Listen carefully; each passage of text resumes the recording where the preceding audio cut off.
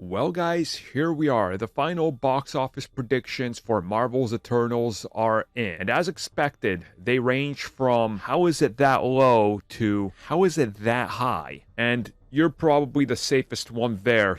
Good job on your prediction. Well, I suppose by Monday morning, we will officially have a confirmation whether the Eternals is seen as a success or a failure. Now, what exactly would constitute for one or the other? Well, when it comes to the predictions, the lowest I've seen is 35 million. Disney is probably going to have it somewhere around 35 to 40 million.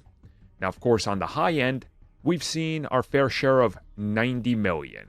Now, months ago at this point, people are going to bring up, at one point it was like 100 million. Well, that was the longest range forecast possible. That doesn't really count. It's what you lock in the final couple of days right before the film releases. That seems to be on the high end right there around 90.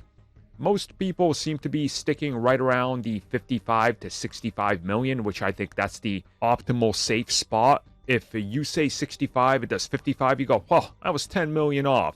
If you say 65, it does 75, you go, well, I was 10 million off. Still better than the 35 or the 45, right? So you're kind of in that sweet spot there, which is, I think, where you want to be as an analyst, somebody reporting for your outlet or whatever you will. So this kind of makes sense. Now, the big question going into this that I'm seeing brought up time and time again, and people I've talked to that give these types of numbers to their outlets, that's the review factor.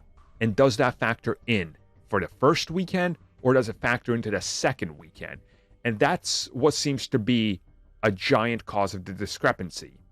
Now, this does make sense, right? We don't know. It's the first ever Marvel Studios rotten film.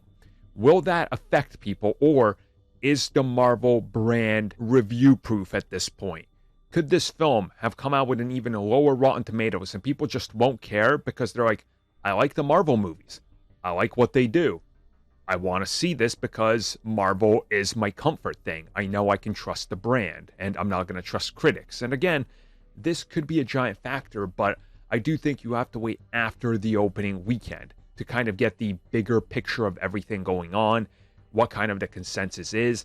And then the second weekend, in my opinion, is going to be the real big defining factor of this, because that second weekend, it's either going to have a normal drop of like 65 to 70%, or you're going to see like an 80%. And at that point, the reviews definitely mattered because people did not go after they missed it on the first weekend. And I think that's going to be the one we have to look at to see whether reviews or anything had any impact. But optimistically going into this, the numbers seem pretty good. So we'll see what happens next.